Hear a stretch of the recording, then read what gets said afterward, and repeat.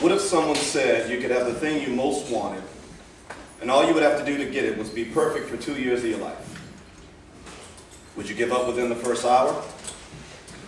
Would you make a valiant effort that lasted 2 months until someone cut you off in traffic and the wrong finger went flying? I know if given the opportunity to impregnate Sade, the thing I most want in the world, a week of my best behavior and I'd start negotiations for the thing I wanted second most. Luckily for all of us Americans, Barack Obama has a bit more resolve than your humble narrator. When Barack Obama announced he would be running for president, I had just penned a poem about my disdain for the government and all its agents. The name Barack meant very little to me, along with the majority of us. There were those who had watched the Democratic National Convention in 2004, when Obama first transcended from irrelevant sender to fresh, exuberant voice. But even most of those watching were probably wowed only as far as the few days the DNC revved its carry machine.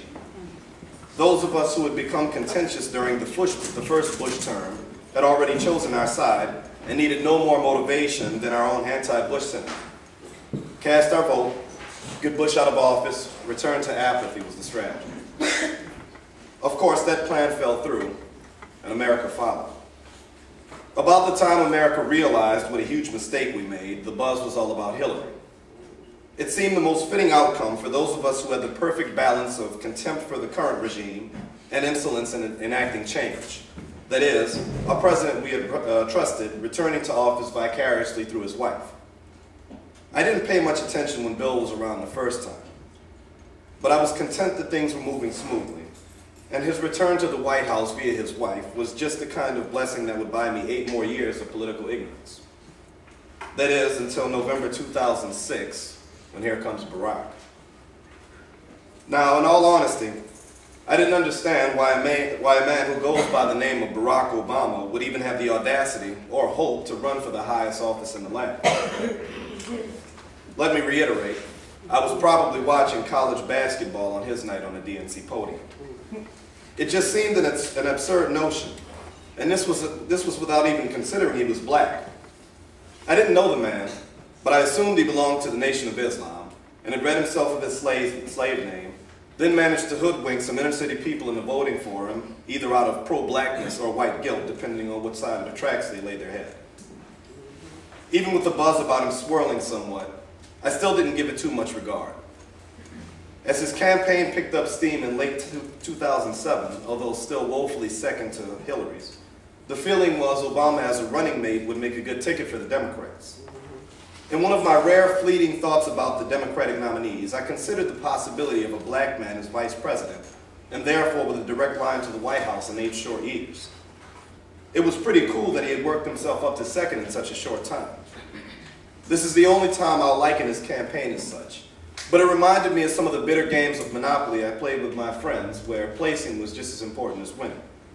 See, just as in any game of chance, there are those times when the odds are just stacked against you.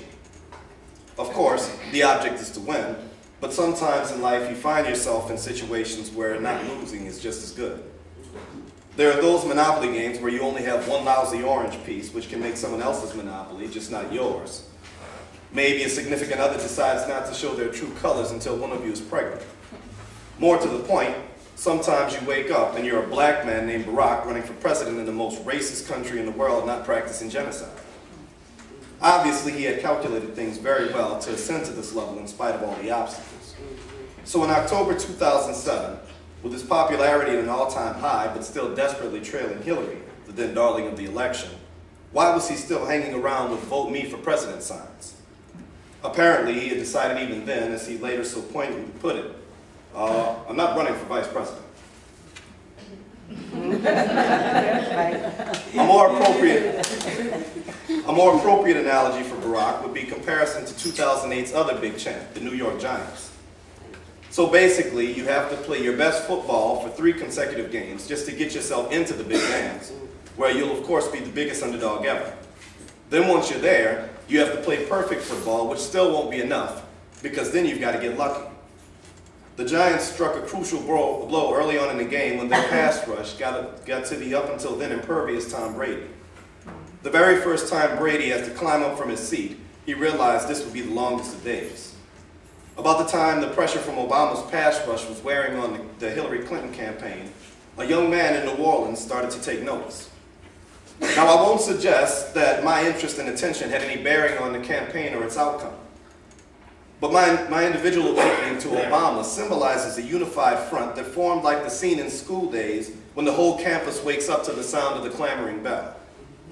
It was as subtle as a visit to New Orleans and Fogelman Arena, a place dear to me for all the games of basketball I had played and watched there. The man had come to my town to speak, which meant something to me. I had at this point not listened to him, nor did I care to at this particular juncture. Campaign slogans and promises are not my cup of tea.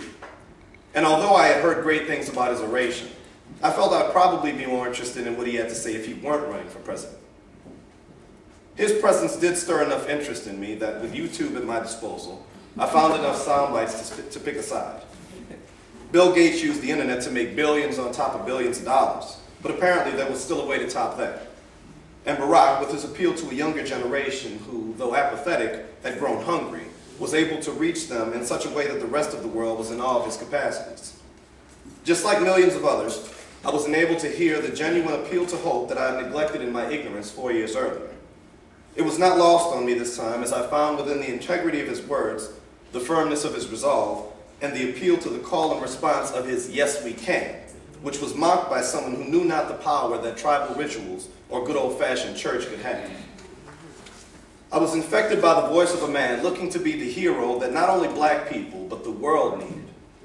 True heroes don't take the lead in battle for personal agenda, or because it's politically correct. Real heroes charge because they know if they don't, then all the soldiers following will keep doing it the wrong way.